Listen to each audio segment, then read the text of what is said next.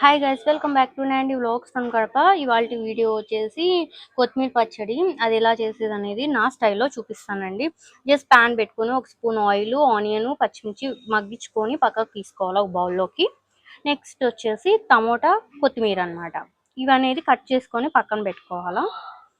Next వచ్చేసి మళ్ళీ pan పెట్టుకొని ఒక 3 స్పూన్స్ ఆయిల్, మనం తరిగి పెట్టుకున్న టమాటోస్ అన్నమాట, ఇవి వేసేసుకొని కొంచెం సేపు మూత పెట్టుకొని మగ్గించుకోవాలా.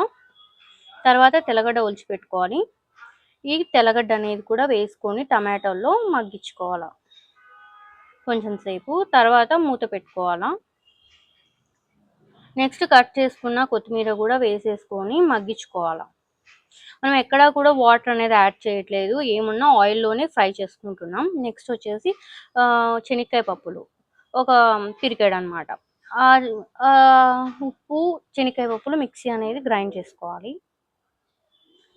ఇలా జస్ట్ కొంచెం బరక్గా గ్రైండ్ చేసుకోవాలి. నెక్స్ట్ వచ్చేసి ఉల్లిపాయ, పచ్చిమిర్చి వేసుకోవాలా మిక్సీలో అనేది, పసుపు, నెక్స్ట్ ఒక 1/2 స్పూన్ జీలకర్ర, నెక్స్ట్ మనం మగ్గించి పెట్టుకున్న కొత్తిమీర, టమాటో అది మిశ్రమము నెక్స్ట్ గ్రైండ్ చేసుకోవాలి.